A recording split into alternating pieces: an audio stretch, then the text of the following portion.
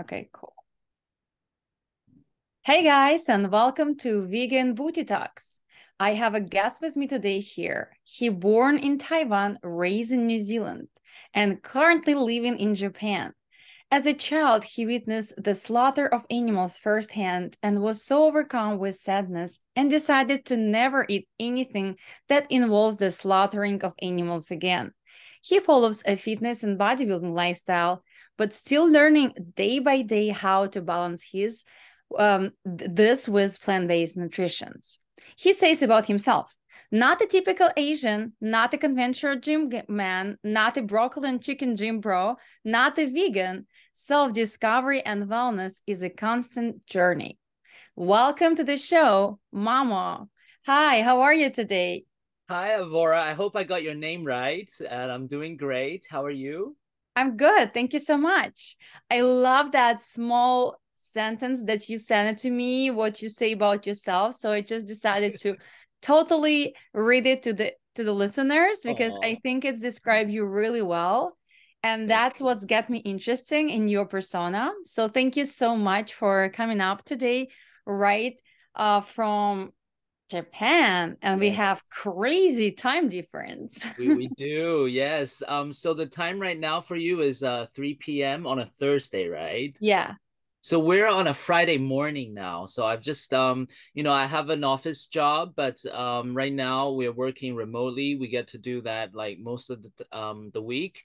Um Mm-hmm. so I'm just kind of getting ready, logging in to my actual, work at the same Mm. time. Yeah. So I but we're see. on a Friday already. So Wow. Yeah, it's crazy, right? Well, yes. thank you so much for finding time. And before I get jump into my questions for you, for Mhm. our listeners or someone who watch us on YouTube, please can you tell a little more about what do you do right now and where you start from? Sure. So right now I'm living in Tokyo. I've lived here for about 15, 16 years. I first came to like kind of do my post grad studies, and I fell in love with the country, so I've just lived here and before knowing it, it's already almost 2 decades. I work in the kind of IT industry, and but I'm kind of back office. I do like finance and accounting Mhm. jobs. And but I mean, my job life is very boring, and I tend to focus most of my time and energy on, like my actual personal life. I got into fitness, like you mentioned. Thank you. That was maybe about 6, 7 years ago. Because I'm gay, and so there's a lot of, I used to like really like muscular men. So Mhm. I would go to fitness. I went to my first fitness competition to watch in 2016. And I was just blown away by how you're able to like make your physique look that insane. And so I ended up, befriending a lot of people that competed. Then I started going to the gym. And obviously, like you introduced, I've been so back in the day when I started going plant-based, veganism wasn't really a thing, but I think I was a vegetarian since I was four, so that's now 30 something years ago. Mhm. Mhm. So like with bodybuilding, obviously, people they have to count your macros, and you make sure that you have enough protein and whatnot. So then I finding out that, oh, maybe I don't have enough protein with what I'm normally, used to eating. So I had to kind of adjust that a little bit, especially, when I am prepping for, I haven't competed since 2019, but I am thinking of doing it maybe this year or next year again. So starting to track my macros more again, and thinking of which protein sources I can have. So I'm actually right now, I've got a, oh, you can't really see it, but I'm having my morning protein shake, which Mm. I normally take from I think most vegans probably too, pea protein. And I mix in some fresh vegetables and dried freeze dried green powder in there. So that's like my breakfast every morning. Mhm. Yeah. Wow. Well, a lot. Well, you touch on so many things now I want to talk about, but thank you so much for sharing your story and being so open and even saying that you're gay for us, which is also make me so interesting to know your perspective on veganism from, that specific area. But Mm-hmm. before we get jump into that, I want to kind of get back into deep roots of you Mm-hmm. not going vegan. As you said, you're not fully vegan, you most likely plant-based. So I Mm-hmm. want to look at your childhood and I want to find out what did you see, as you said, right? Or Mm-hmm. what did Mm-hmm. you realize when you decided to never participate in the animal, slaughtering? Sure. So this was when I was 6 years old. No, sorry, no, not six. When I was 4 years old. I was still living in Taiwan, and in Taiwan, I don't know if you've ever been to Asia, but many parts of Asia, Taiwan being Mm-hmm. one of those countries, there's a lot of like markets that just start early in the morning, and housewives would go Mm-hmm. and buy fresh vegetables, fresh meat. And when I say fresh meat, it's really fresh because that's how I learned to be a vegan or plant-based because my mom I think wanted to buy chicken, and Mm-hmm. they had live chicken in cages on the street. Wow. And basically, you would pick the chicken, and the person there selling, the vendor, they would just get that life ready Yeah, so for they you. cut the heads off right in your face. Yeah, yeah. So that's basically what I saw. And I couldn't stop crying. I That's when I realized that's how. And I this was because I was just four. So Mm-hmm. I didn't really have any kind of particular affinity to food, but I as my mom was telling me, and I do briefly recall, this was when I was just starting to really like KFC. I think I normally like to get the fried chicken and like eat the skin, and well, I can't even imagine it now. But so after seeing that, I asked my mom what's going on, why are they doing this, and she said this is the KFC that you like. And so that was like, oh, thank you, mom. Well, I'm never gonna have that again. And then I said, what about all the other food that we have? And she's like, yeah, it came from the same way. So Yeah. it's like, yeah, I don't want to participate in any of that ever again. And I told my parents, and it took them a while to adjust because obviously they didn't have that background. They weren't particularly religious. I mean, in Taiwan, there's a lot of Buddhist, but my dad was actually Christian. Mm. So my household wasn't particularly like religious or anything. So they really had to learn, and I think they tried to trick me because they thought I was such a small child and I couldn't make decisions myself. So they were even trying to sneak meat back into my meal, but for some reason I was able to pick it out. I would tell my parents, it doesn't taste right. Is this only vegetables? And then they couldn't lie to me. So eventually they would tell me, yeah, actually we tried to sneak it in. And my parents tell me the story, so I don't remember, but there was this one time, and this is a 4-year-old child. I was so angry eating dinner with my parents, and they again tried to sneak meat into the meal. I just flipped the table like over Oh with my my mom. God. Never do this again to me. And so I think that was when they really got the message that I don't want to eat meat. And so ever since then, because for me it was more like I didn't want to take lives from animals for my own kind of meal.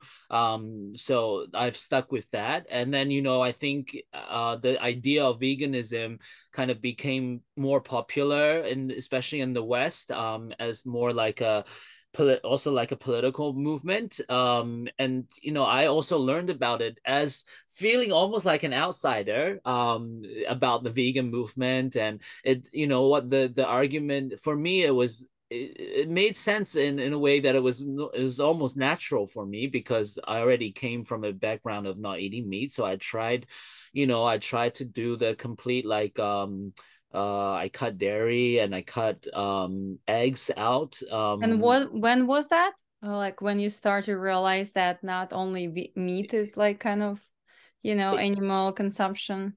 Yeah, it was I would say maybe about 10 years ago. Uh-huh. Okay. But it's been off and on. I do want to be completely transparent. I am not fully vegan. As in I don't sometimes I consume things with dairy, but I do limit the consumption. Um and if people, and you've competed too, so if you go to a competition after the show, your friends, they bring sweets for you, and you share meals together. Mm-hmm. Everyone knows that I don't eat meat, so obviously that's fine, but when we eat dessert and if there's like eggs used in the cake, I'm not going to really fuss, because my own belief is, like, yeah, I do understand the aspect of how they raise the chicken is very, and I agree, is very immoral, but I draw my line, and I know it's not perfect, but I draw it where if a life is taken or not, and I wouldn't go out of my way to consume, but if it's in a food that is already, served to me, like, if I say no to it, I'll just throw it away. So I think that doesn't help anyone. So that's kind of my stance.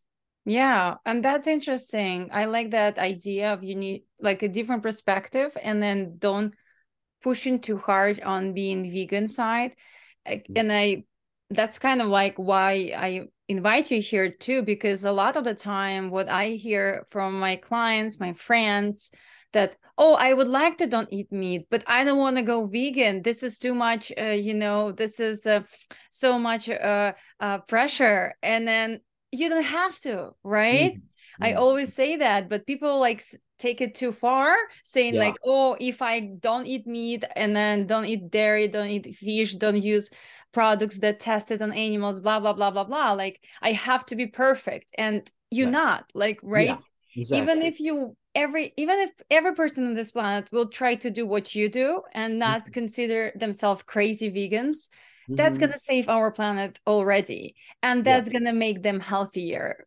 So Mm-hmm. that's my point, right? So I like that in you, that you open to discuss, and then you, if you want that cake, you will eat it, and nothing crazy with that. You're not gonna hide that from the people around you, and then in the same time you're not gonna stop being plant-based next Right. morning because you ate that piece of cake. you know Right. I have a same perspective, even though for me, because I don't eat meat from 9 years old, not 4. And Mm-hmm. I stopped eating dairy products, not only because I love animals, just also Mm-hmm. because they didn't work well for me, Right. almost Right. like a dairy intolerance. So for me, even if I see the cake with the dairy, I know when, that is not good for environment and the animals, but it's also not good for my health. I'll be Right. I'll be feeling bad after consuming that dairy, right? So I would stay away. So that's my line and my reason. And it has nothing to do with anyone else. So I Yeah. like that. I like that perspective. And Mm-hmm. that's why I was wanted to ask you why you're saying you're plant-based, right? But not completely vegan. So I Right. assuming you may buy, I don't know, real leather, or you may buy some products that are was tested on animals, so you don't really worry about that. Am I right? No, so with leather, I buy secondhand. Okay. I don't buy brand new leather from the store, but if um I've used faux leather wallets and actual leather wallets. Like the faux Mm-hmm. leather, the leather doesn't last very long, Mm-hmm. but the real leather does. So I buy it online. I buy second hand, because if the leather is already made, there's nothing we can do to change that. So as long as I feel like I'm not contributing to the slaughter of a new life, and I don't want to waste the life that's already slaughtered. For me, that's where I draw the line. So I don't buy leather. Nice. Nice Yeah, idea. I never even think about that. That's cool. Yeah, I like that thank idea. you. I think we Yeah, can start a new part, like a new movement. We have vegans, vegetarian, pescatarians, keto. We got to find a name for a new movement. People who are plant-based but yeah. not too crazy, who Maybe like can't buy secondhand. Like it's really interesting. It's like a new kind of like way. aren't those people like maybe called flexitarians? I actually don't know the Oh, naming maybe I system. heard that flexitarian, but I have Yeah, no idea what does it mean. I think it's more like mean whatever because I'm yeah, yeah. flexible. Yeah, I'm not sure either, but I like to take a more holistic approach. I think at the end of the day, whether wherever you stand on the spectrum of veganism, the idea people either do it for ethical reasons, environmental reasons, or health reasons, or a combination of the three. So we're all doing it for the similar reasons, and we're all trying to achieve the same goal. There's really no point in trying to fight who is more superior. And because like when you mentioned about my background, I did go through a time when even my Instagram, I called myself a vegan, and so I had quite a lot of vegan following at the time.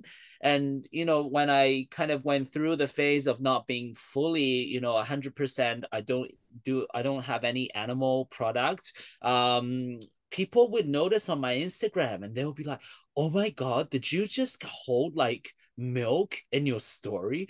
Oh my God, is this soft cream dairy Mhm. free? Is this what is this?" And I got to a point where I'm like, oh, first of all, I don't like faking, to be something that I'm not. So I just wanted to be transparent. I'm like, yeah, it's a dairy soft cream, like Mhm. it's ice cream, like, and I Mhm. don't, yeah, I know ideally, like that's probably not the best for, because I do care about cows. And me having an ice cream does result to, in some way, does come from the suffering of a cow, but at the same time, I don't feel that's as bad as killing the cow. I'm sure a lot of vegan activists would not agree, but like you said, if you either go very militant and be like, it's nothing, or it's all or nothing, or you can Mhm. take a more like, okay, I can make little adjustments. I have my core belief, which is I don't want to kill animals for my food, but I'm willing to make little adjustments here and there. And that's how I sustain a 30 something year old something year worth of this lifestyle. I think if How I old are you? actually, Can I ask? I'm 38. Oh, no way. Well, you look amazing, guys. You gotta watch that. If you only Thank listen you. to us, go on YouTube or on his Instagram. Mamo Instagram gonna be in description down below. And Thank yeah, you you. look great, man. Thank you Well, very I much. agree with you. That's totally true. And I felt the pressure same way. I Mhm. didn't went vegan one day, right? It was Yeah. slow process and slow Mhm. from killing one thing to keeping doing some other things. And then I remember one day it was so funny because I was fully vegan that time, but I didn't even think about that. I was always want to do a horse ride in Hawaii, Um, next to the ocean.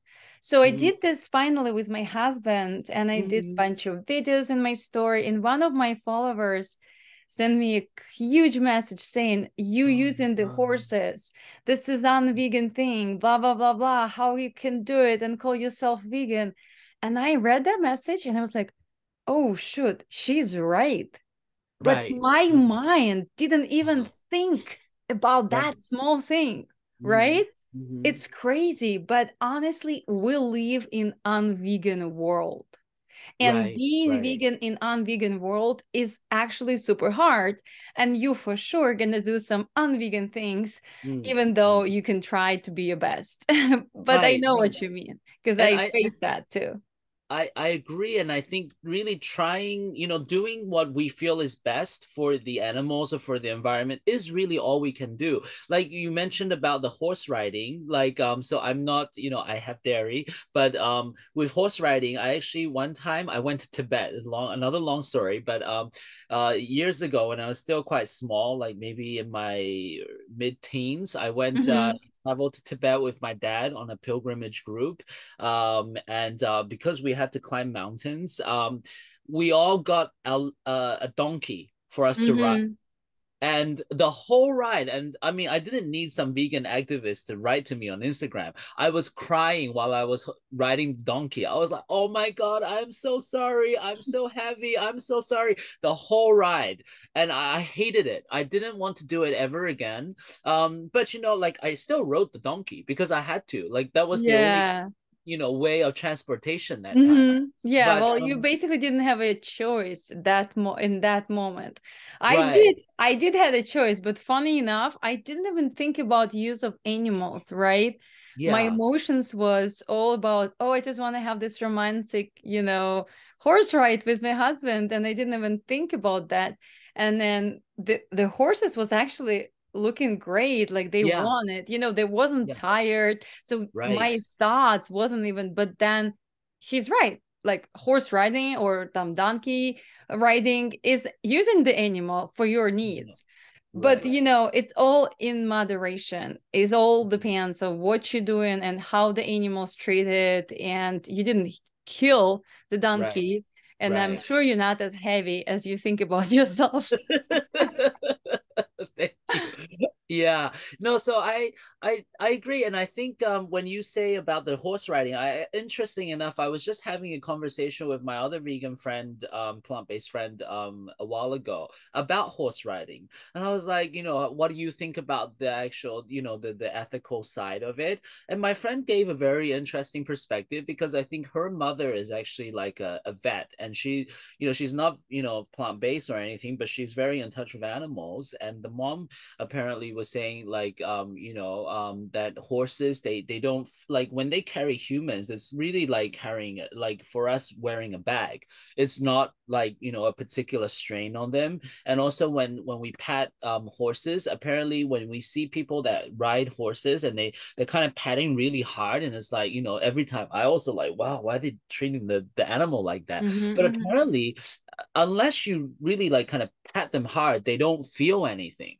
mm-hmm. I mean, I'm not no expert in horses, but that was the perspective I got. So it puts our perspective into more like a holistic view, because sometimes because we're very like human centric the way we think, and our morality is also based on our kind of human experience and our cultural experience. So we like to maybe make judgments that maybe isn't even how the animals would feel.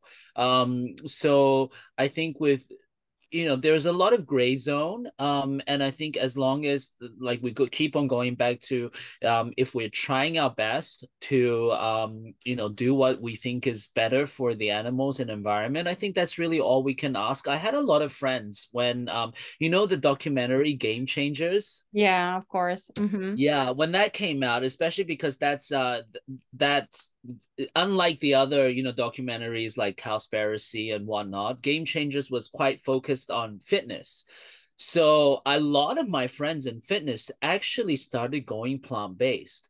They a lot of them, they came to me for advice, and the first thing I would say is do it in moderation. Do Mm-hmm. it in moderation. Try. You don't have to do all or nothing. You can still have some meat if you want. You can still have dairy if you want. Don't, because a lot of them, they were like, we're cutting everything. And I tell you one thing, not one of them are vegan today. They all switched Mm-hmm. Mm-hmm.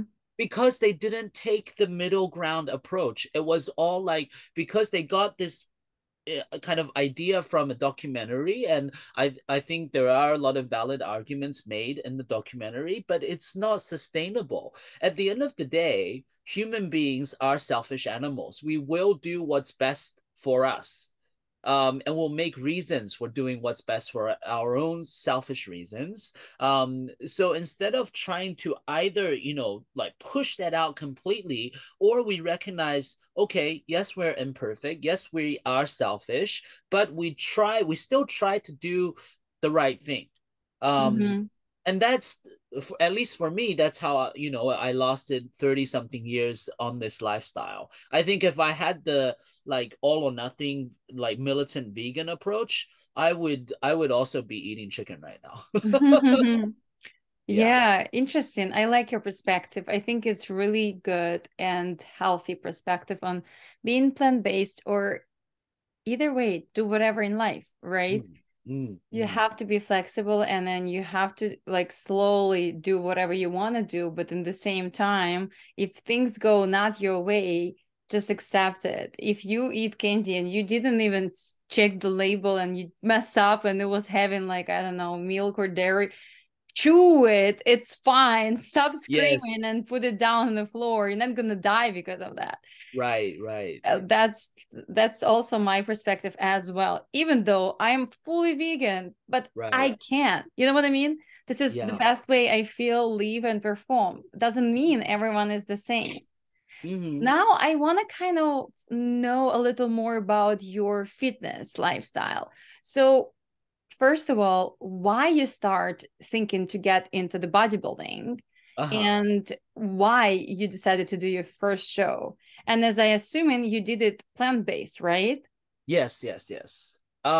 So interest like I did touch on it briefly. Being gay, I always found, attraction to men that are muscular. And but then it's like me who doesn't work out, chasing men that work out. Obviously Mm-hmm. that kind of, logic isn't really there. So I think it was just a natural progression because the people I was around, I started going to a lot of these competitions, and naturally my friends, I moved out from being very kind of my lifestyle, and especially when I moved to Tokyo, it was very, I was very much I used to do drag. I was a drag queen, so a lot of like the people around me were just gay people, but I kind of Mm-hmm. moved out from that to people that are just competing and doing Wow, show. it's a huge switch, man. It It's really was, it huge. was, but I never looked back because it was I and this is another whole topic, so I don't really want to go into it too much and waste your time. But I feel like in the gay community, especially in Tokyo, people kind of just wanted to stay in that same community and not really go out of it. They don't really want to see you succeed, and do things for your life that makes you too happy. They want to see you come back every Friday and Saturday and get drunk and party. Mm. And so I didn't really have that many real friends in the gay community. But whereas when I started to transition and go to the gym and made friends at the gym, it was like, hey, I didn't see you at the gym today. Are you okay? Are you sick? Like, I want to train again. So it was very like people were, I was also, uplifting the people around me, and I had people, try and pull me up. So it was very positive. And so it was, yeah, I never looked back since. I got into the competition side was because basically everyone around me competed. So I've always been interested in competing, but I love food too much. And also I had no idea about nutrition. So basically, I started dating a straight guy, not a long story, but we'll keep it short. So he's a bodybuilder, and we were dating for about 3 years. And he was like, "Hey, why don't you try and do a competition? I will do it with you." And Mm-hmm. so, we started prepping together. And he's not a vegan at all. He eats like 3 kilos of chicken a day, and thirty eggs. So he's definitely not vegan, but he basically, he calculated how much I needed to take for my macros and whatnot, and found the different things that, well, basically it was just soy back then. Mm-hmm. So I would get a lot of soy milk, tofu and natto. Also protein at back then, because I mean protein we normally buy online anyways, so the protein that's vegan normally is pea based anyways. Mm-hmm. So I would just try and take protein from those sources. Also, that's when I wasn't completely like vegan, in the sense that I took also Greek yogurt. because like, Mm-hmm. that's low fat, kind of low sugar and high protein. So I would take a Mm-hmm. lot Mm-hmm. of the Greek yogurt. I also found out later on that I'm not very tolerant of dairy. So either way, I'm not going to be taking dairy again for prepping moving forward. Mm-hmm. But one thing I did realize while doing the first prep and until now is soy is really bad for men's health, I think. Mm-hmm. I mean, I'm no expert, but at least in my personal view, um, my my natural free testosterone just was so low. Like I've, because I've been training for a few years now, I noticed, very little muscle gain. And I thought, something must not be doing, I must not be doing something right, or there's something wrong with me. Mm-hmm. And I'm thinking, okay, am I training enough? Of course I'm training enough because I'm at the gym every single day almost. I train as Mm-hmm. hard as, everyone else at my gym. Is it the meal? Maybe it's the meal because I haven't dieted for a while, so if I'm constantly obese, obviously that contributes to it. My stress, I'm not an easy person to stress out, so Mm-hmm. stress is not a factor. Is it lack of sleep? It may be. I don't sleep optimal, but I think I sleep enough. So I'm thinking, what other factors would there be? My protein, I'm not getting enough protein. Where am I getting the protein from? Soy. And then so I looked into, I studied like a whole bunch of YouTube. I don't know if you're familiar with like Andrew Huberman. Mm-hmm. He's quite a famous, podcaster. So he does a lot of men's health and wellness Yeah. related talks. Joe Rogan, just a Yeah. whole bunch of those guys. And the kind of a lot of information about how soy is really kind of detrimental for men's testosterone. So I that's when I started to kind of switch soy out. So I'm no longer having soy milk. I When I do cook my meals, because without soy derived protein, there's really no source of kind of protein feeling food. And Mm-hmm. like it would just be vegetables, right? Mm-hmm. So I do still have like tofu and natto and also tempeh in my cooking, but other than that, I try and stay away from soy. Yeah. Well, how about the beans? Some of the beans are really high in protein, like lupini beans. Also, I would recommend you to look into legumes like lentils and chickpeas.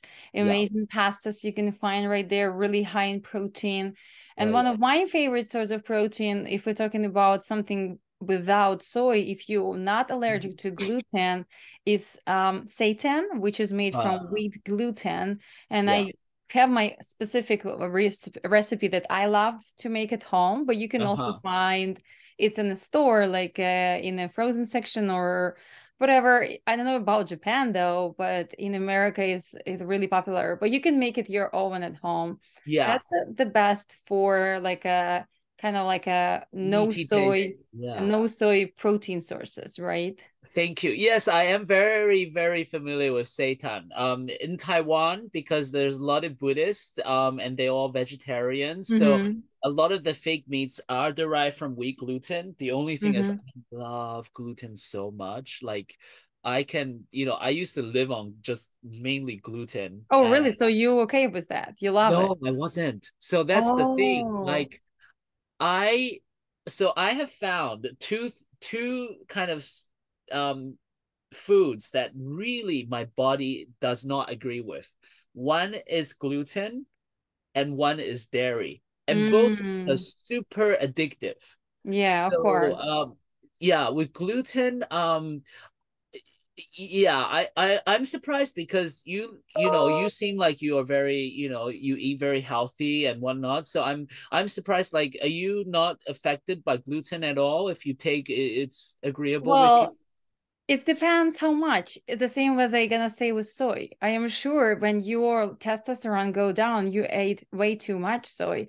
Because Yeah. even if you look at research, whatever it says about soy, you have to get a lot of soy in order to get your hormones and testosterone down. As Right. well as with gluten, again, everything in moderation. If I only eat gluten, of course I'm gonna have trouble. But if I eat only one serving of seitan a day, it's give Right. me like 35 grams of protein, and I feel absolutely fine because I'm not allergic Okay. to gluten. But I Okay. know what you mean. I absolutely get your struggle because as a nutritionist, I have people like you a lot. Okay. They just like in trouble because if they cannot eat soy and gluten, what they gonna eat, right? On a vegan Right. diet. Right. You're like, Yeah. what the heck? Well, you have to also look in the hemp protein. Right. So Right. switch Right. from soy pea protein to hemp. That's really, really good. And then Okay. you Okay. just, yeah. And I think for you, legumes, different legumes is going to be amazing source of Yeah. protein. Switch Yeah. all your carbohydrates for actual legumes because they have protein and carbs with them. But of Okay. course, for you, when you're going to get to the show, I'm sure Mm, it's going to be harder than for normal person who just vegan because right. you have this specific like gluten intolerance, right? Right, right. Yeah. It's yeah, so like I said, it is a journey of discovering new ways of doing, and I feel like it is a very lowly journey because unlike, maybe in the US there are more people, but even that, I don't think we're a very small group of people that bodybuild on this very specific, diet Mm-hmm. lifestyle. Yeah. Um I have to send you a new link. We already talked 30 minutes. I like to stop it and then convert the video so it's not gonna stuck if it's too long. So sure. can I send you a new link in 5 minutes? Of course, yes. Thank you. Sorry, thank you. I'll send it. Okay. Yeah, one Yeah. second.